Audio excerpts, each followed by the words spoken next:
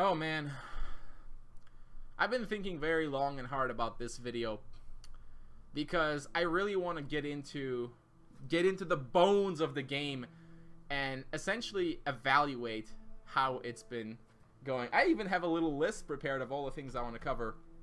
So, without further ado, here's my deep analysis overview of unique mechanics in Spellweaver and how they've worked out, coupled with how I would approach this, things I would change and why, along with some card changes. A lot of the cards here, there are just things I'm going to use in my demonstrations. And yeah, we'll see where we go. We'll see how I do. See if we can all learn something. So some of the things I'm going to cover are going to include the unique mechanics, the good and the bad, the limits of the game, which refers to things like basically what you can and can't do, and I'll get into more of that. The combat, this is a big one because the combat is one of the main differences and what sets this game apart. The alternate win conditions, a few cents about that, and then the last section for some of the cards which may have to be reworked or maybe not be allowed to be designed at all. And then a few thoughts for helping new players of what I could figure out. So let's start from the very beginning. So Spellweaver, the way I was introduced into this game was by Noxious's video, and it was basically like the child of Hearthstone and Magic. That's actually almost completely wrong. This game is basically Magic the Gathering with significant improvements and changes to mechanics. Really, the only part of it that even remotely resembles Hearthstone is the whole idea of creatures being able to attack each other. But, I mean, that plays out entirely differently because it's still Magic the Gathering rules. So, what is different here? Well, there's one interesting thing that at a glance seems like a great idea, but carries with it some rather unforeseen consequences. And I've touched on this in the past a little bit, and that has to do with the shrines. Now, in this game, unlike in Magic, when you play a shrine to increase your mana, you also draw a card. Now, at a glance, this seems great, because one of the problems in Magic is that you might end up with too many lands, and they're just dead cards later, because you don't need so much mana. Well, in Spellweaver, don't worry, you just get to redraw. What's the problem, right? Well, there is a problem with that. You can't just leave it at that. And here's why.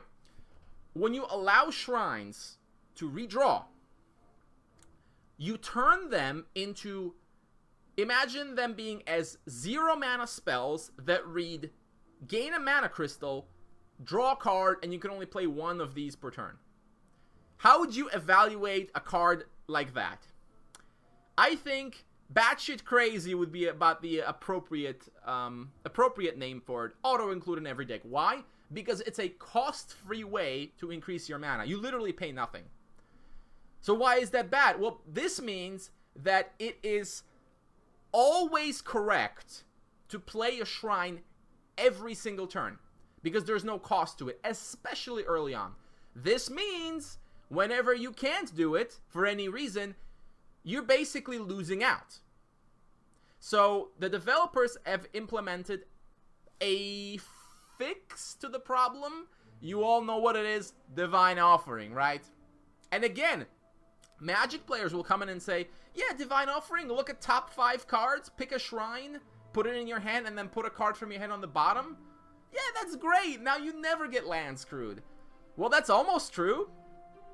But we all know that Divine Offering does fail, and the problem is, when it does fail, it's quite brutal. At best, you just lose a card, which is not insignificant.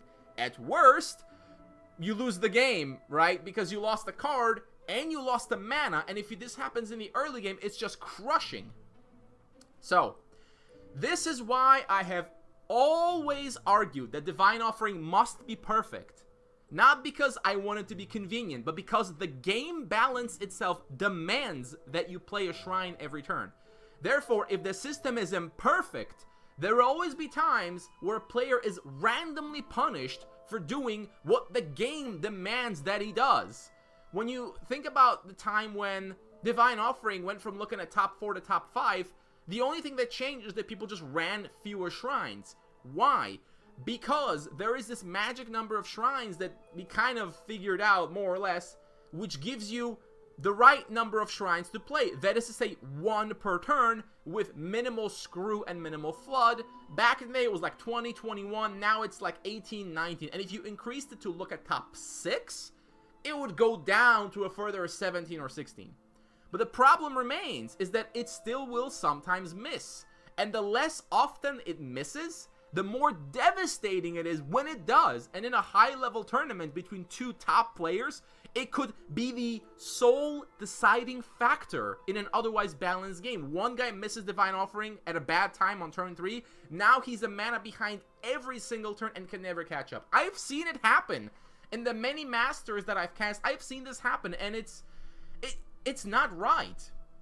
Now, when comparing it to Magic, Magic is a little different because since you do not redraw, this means that playing a land is actually a cost, right? If you just play a land every turn, you will run out of cards faster. Now, of course, the problem with Magic is there's no way to turn it off, so you could just top deck lands later and they're useless. What Magic needs is some way to just always have access to lands. That way, you could play however many your deck requires, and after that, you don't need them anymore. No screw, no flood. In Spellweaver, because you draw a card, it has to be perfect. And by the way, I'm really, really tired of these arguments that say, wait, stop complaining, it's so much better than Magic the Gathering. I have a news flash for you. Better than Magic the Gathering is not a compliment, because Magic the Gathering's resource system is fucking atrocious. So improving on that is more like getting back to normal, to what it should be. I think Magic maybe gets away with it a little bit because it's such an old game. People have gotten used to it, but hey, we can make improvements. So this was the bit on Divine Offering. It should be perfect because the game demands that it's perfect. We put up with it. We get annoyed whenever we lose games randomly. It's very upsetting. And the last point is there is no, like, upside to this. When you think about cards with high variance, the bad news is sometimes you get screwed, but the good news is sometimes you get some wild, crazy effect that managed to steal a game. That's great.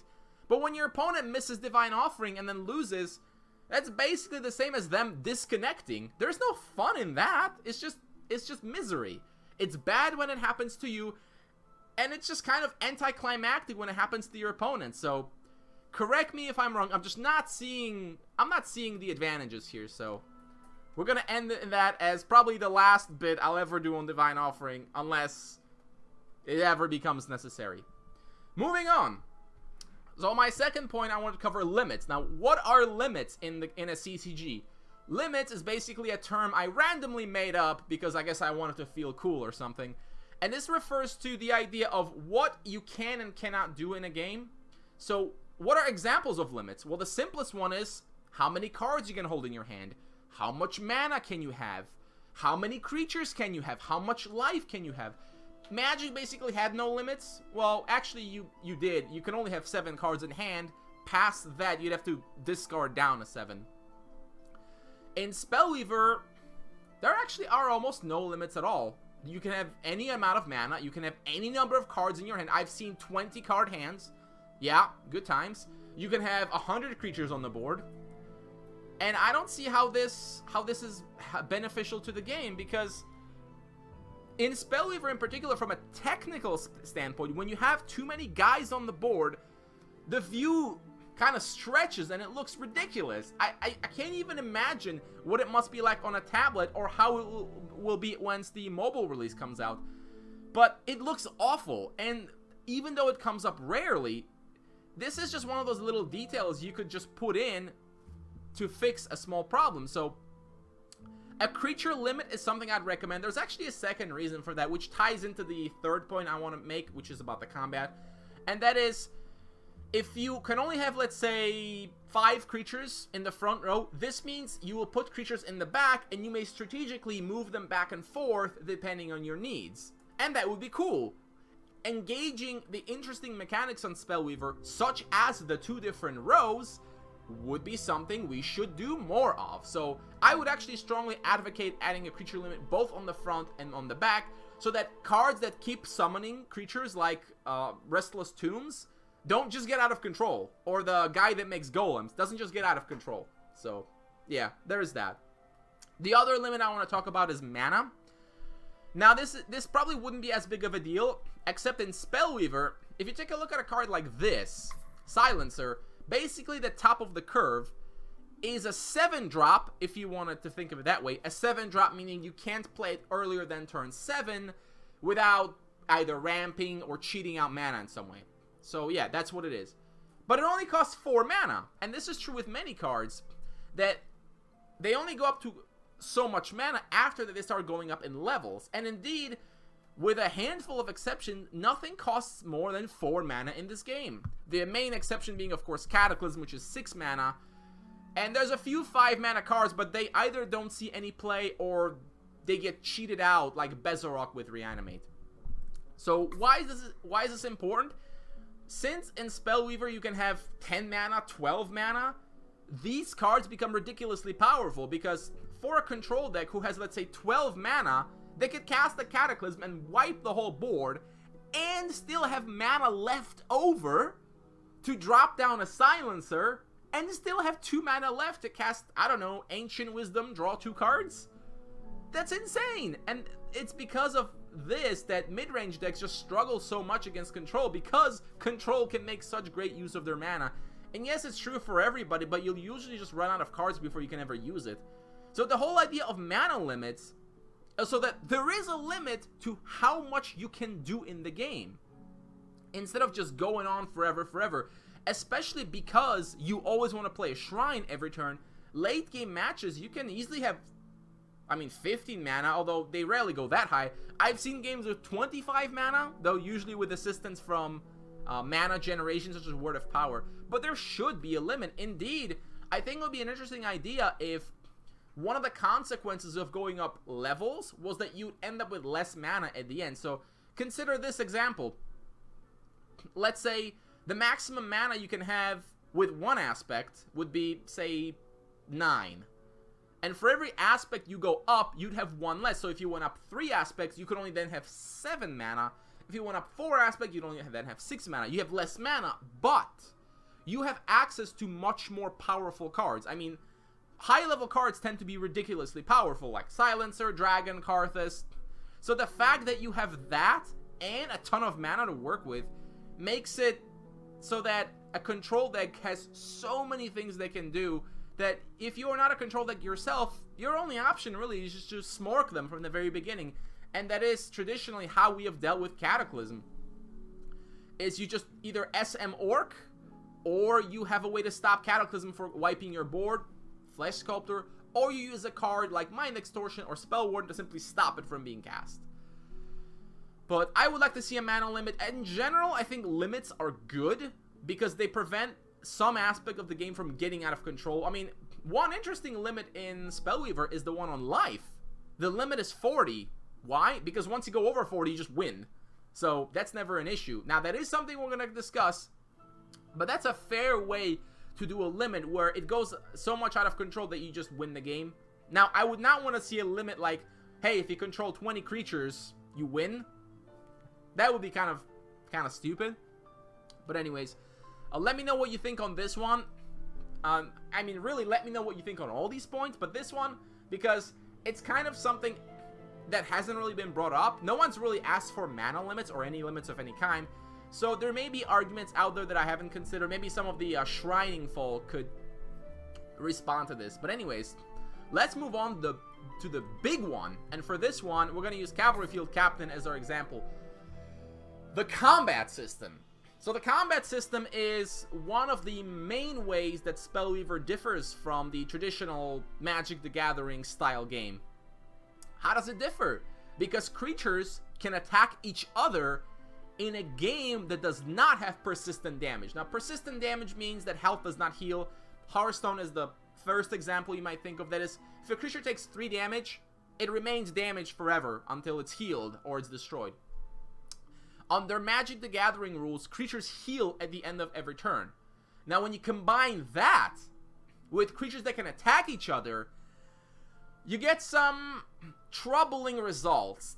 And this is probably the biggest point that I wanted to discuss, because the consequence of this system is that it is very easy to get ahead on the board and stay ahead than it is to catch up. Now, when you look at a cavalry field captain, why is this so ridiculously powerful? Because if you play a 2-drop, let's say a 2-2, and your opponent plays a 2-drop, a 2-2, you can then play cavalry field captain, kill his guy, and your guy is still at full health. And this becomes an even bigger issue with bigger creatures fighting each other. Your 6-6 gets buffed, kills the enemy's 6-6, and still survives. So in that sense, cavalry field captain can be used to get ahead on the board and act as removal, right? But only if you're ahead. Fireball works the same way. You can use it to just remove a threat out of the way, but it's even better than that, because if your opponent has a 3-3 and a 1-1 and you have a 2-2, you could fireball his 3-3 and then kill his 1-1 for free.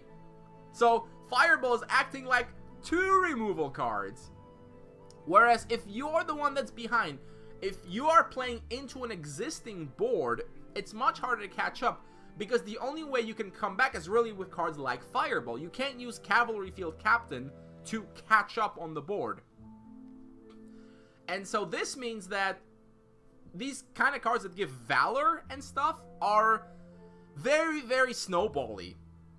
And so when 2 decks face each other that have those kinds of cards, really whoever gets on the board first just wins the game. And I've seen this happen in Masters where just one side starts dominating the other this way, and it just doesn't seem very fair.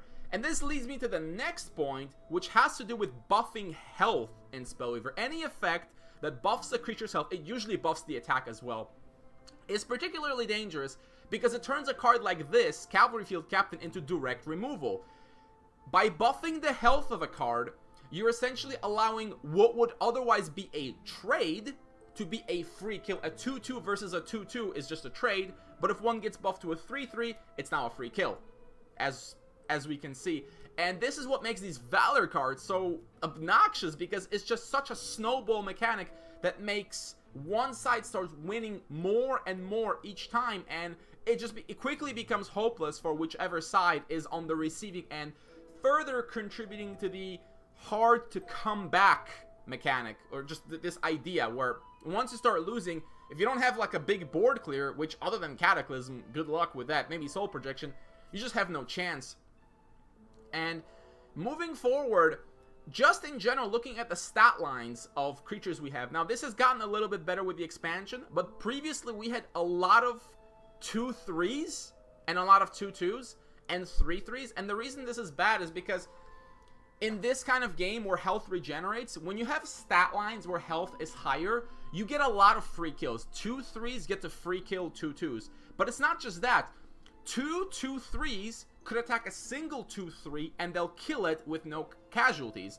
Whereas 2 3-2s, if they attack a 3-2, one of them is going to die. While attacking with both is pointless, but there's going to be more trades. So with creatures that have higher attack will result in more trades.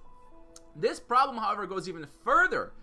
Because the attacker chooses the order in which damage is assigned by assigning the attackers in specific order, they can make even more ridiculous free trades. Just as an example, say you play a zombie giant, a 4/5, into a board that contains an airship, which is a 1/5, and, I don't know, a thunderstorm titan that's a 4/4.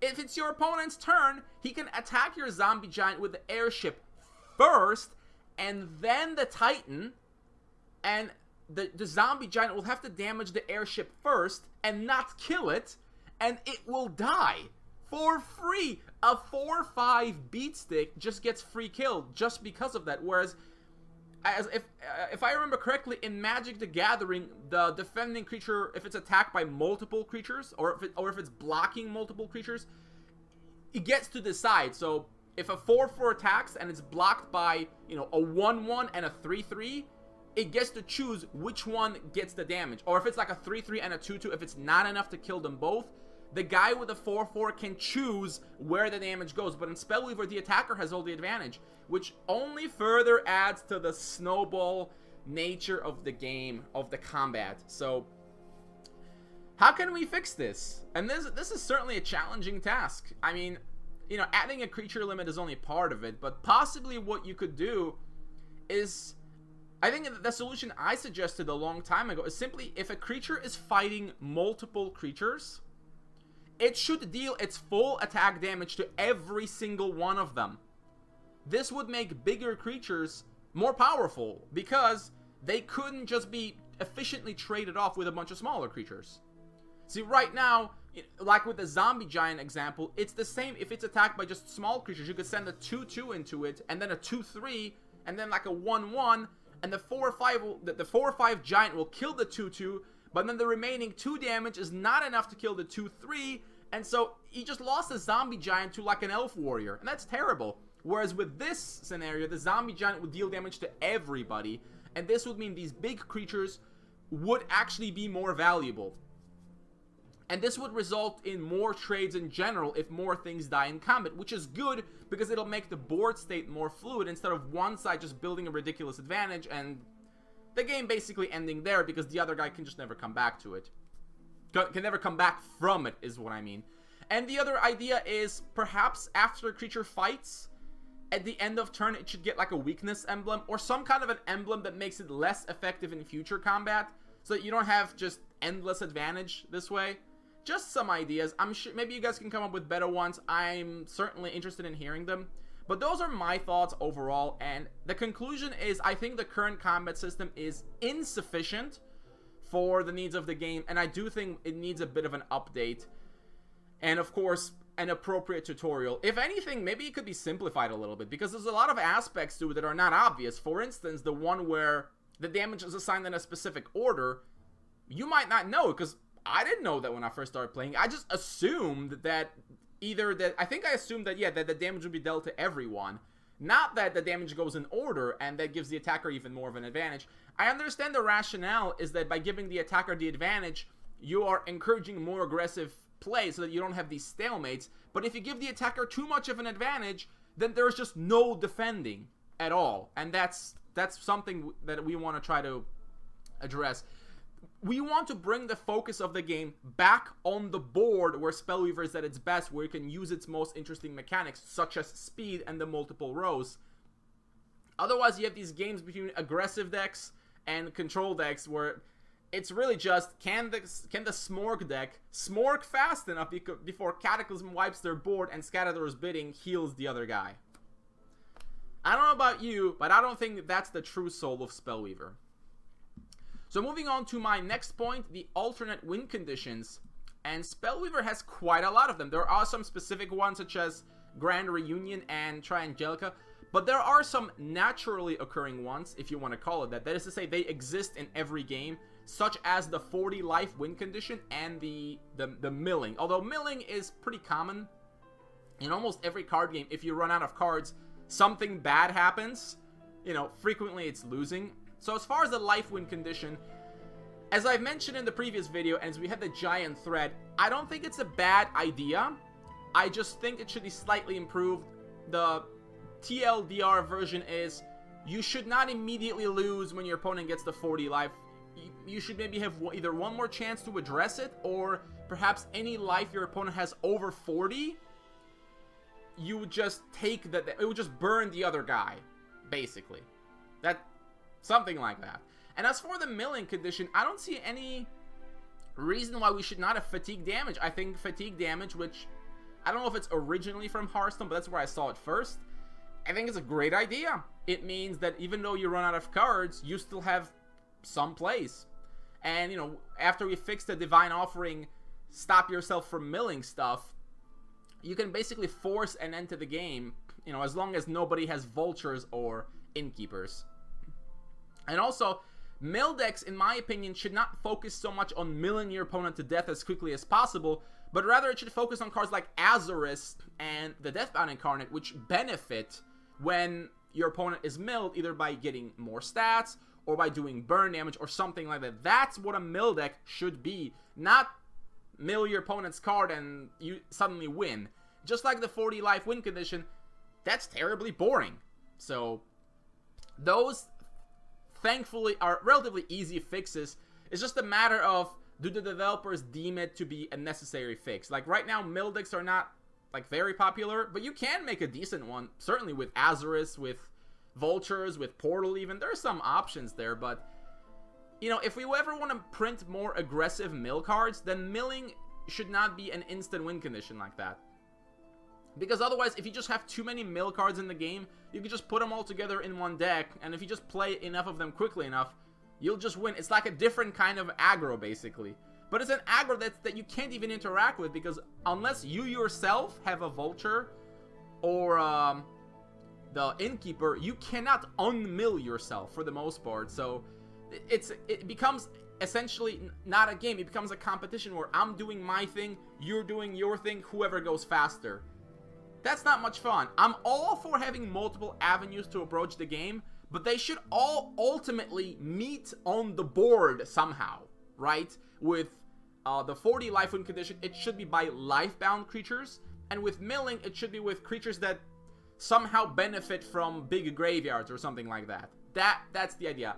So that's why Deathbound Incarnate and Azurus are good examples of creatures that we want to see more of.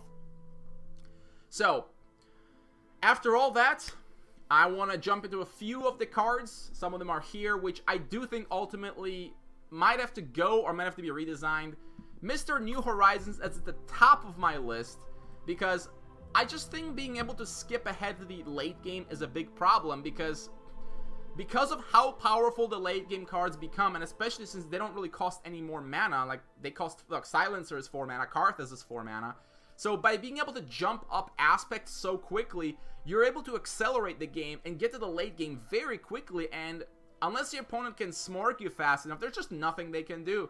Once you start dropping the really big cards, once you get ahead like 2 or 3 mana, what could they possibly do? I think a control deck should be forced to run some early game cards to protect themselves from aggressive decks and not just skip the early game by playing New Horizons.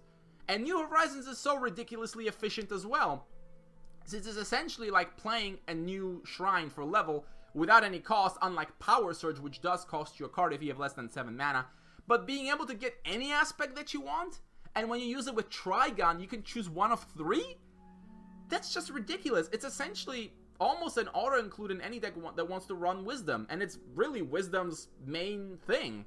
If you were considering adding Wisdom, now that Library Guards is nerfed, it's for this card.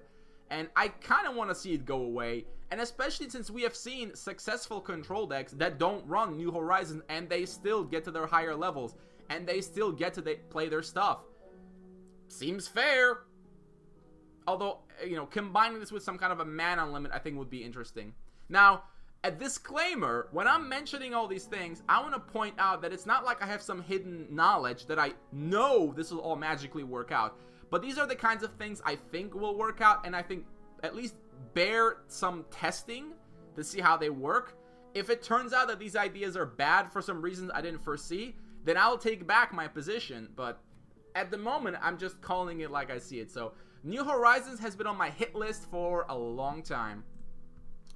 Silencer, I only bring this up just because of how depressing this card is to play against, and it is partly due to New Horizons by being able to get to this early, since if you ramped a bunch of times and you drop a Silencer, your opponent likely doesn't have any more than 5 mana, so your opponent has to skip his turn, and he has to like discard cards as well, and what's to stop you from just playing another Silencer? And it just becomes a game of, well, like, your opponent can't do anything, and if he ever does too much, just sweep his board with a Cataclysm.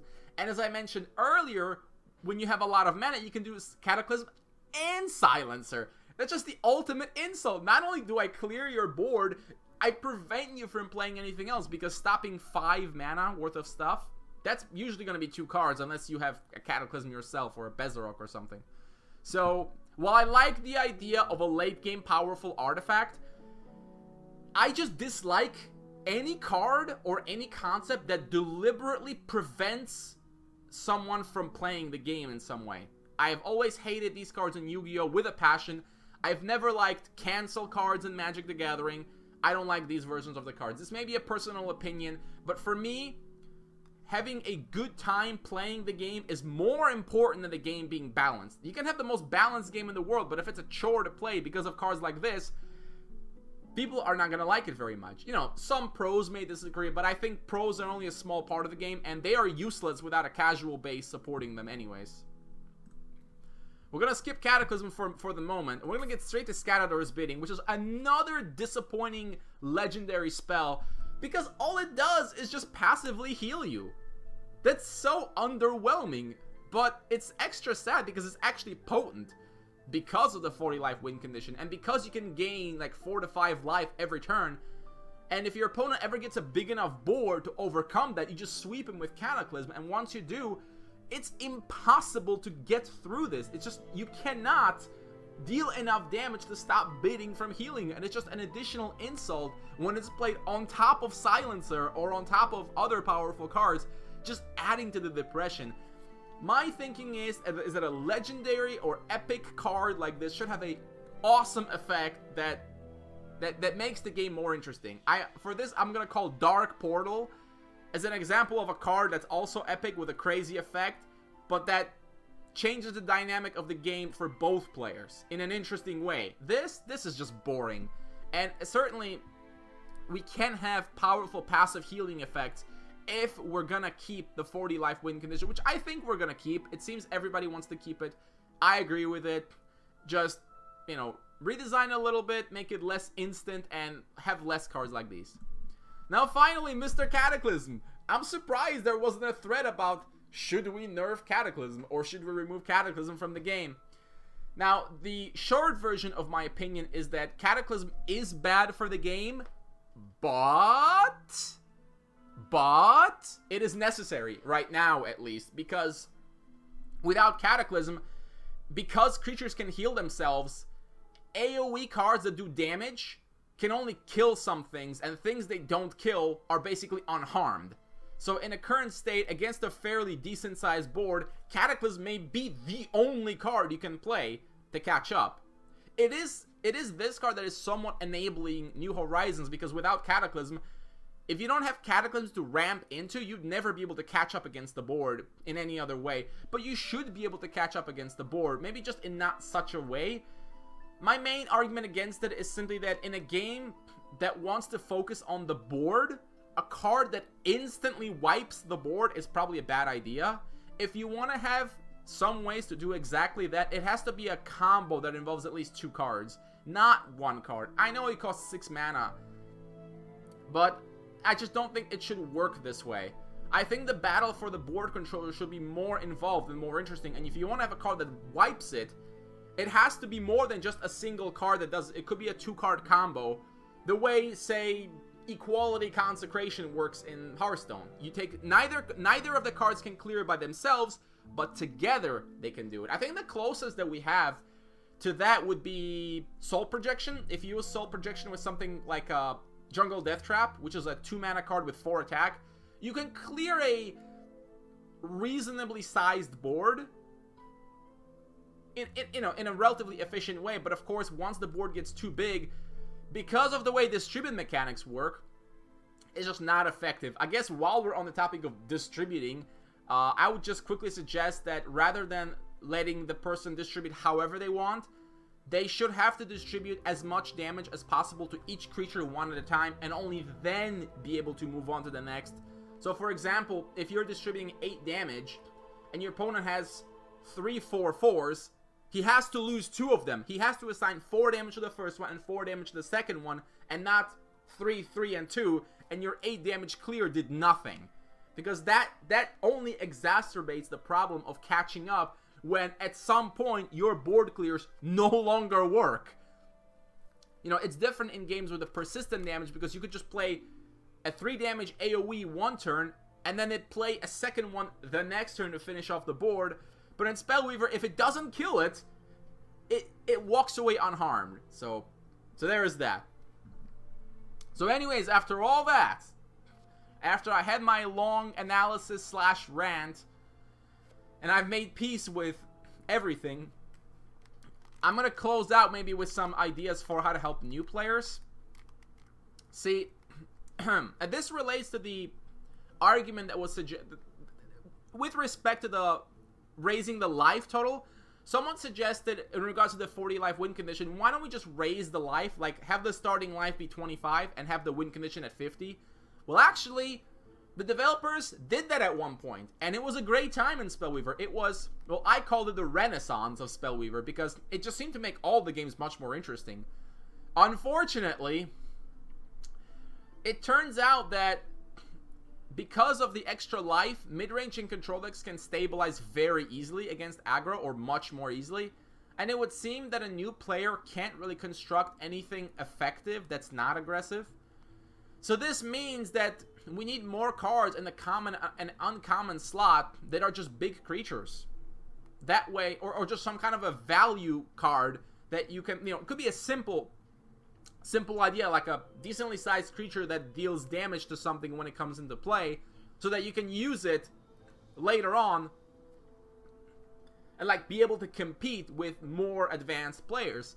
The idea of rarity should not be that the rarer cards are more powerful. It should be that they are more complicated, more interesting. They can be more powerful, but not in a straightforward way, so that it doesn't feel like a pay-to-win situation where just because I don't have all the cards, I can't compete with someone who does. I should have options for whatever I want to do. It's just that having the more epic and rare cards lets you construct some more wild and interesting decks. And ultimately, I think that's how it should be, so that you can compete with a moderate collection. And actually, in the last, or the last Master, or the Masters one ago, there was a deck with soldiers which had nothing rare or higher that was reasonably good.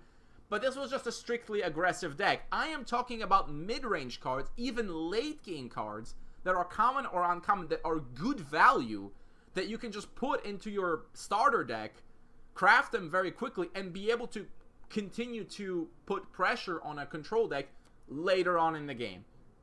Just some ideas for a later expansion, perhaps. They might seem like filler cards, but they don't have to be filler cards like that. I think there's nothing wrong with having your commons and uncommons be simpler.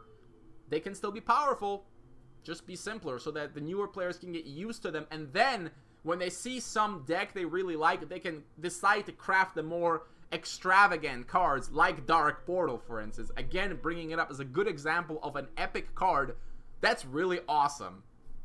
There you go. Anyways, I think that'll basically conclude everything I wanted to say. All my little suggestions, all my little analysis. I don't even remember if I covered everything I wanted to. Generally, when I do these kinds of videos, there'll always be some detail that I forget later, but it would just be too much work to re-record it, especially since this video is starting to be like over 30 minutes long. So I'm gonna leave it as it is. If there's other ideas you think that would improve the game, maybe some analysis you disagree with, post it in the comments. I'm interested especially to hear what the more experienced players have to say, so don't shy away from it.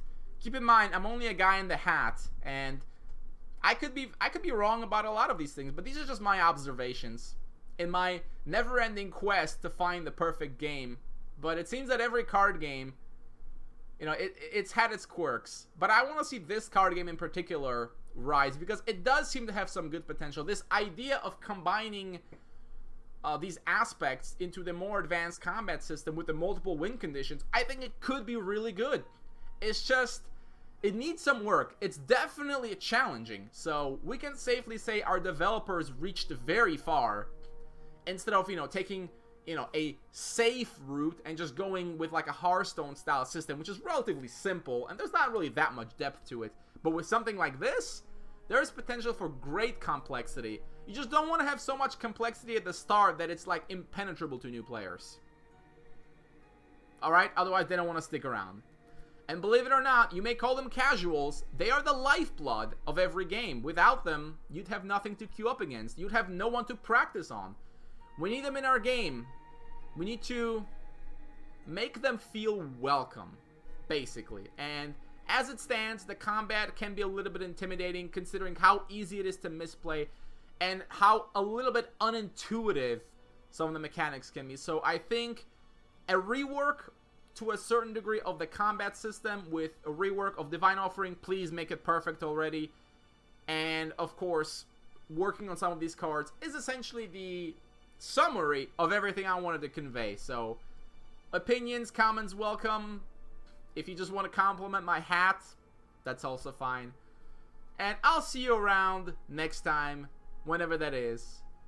Remember one thing about life. It only seems fair. See ya.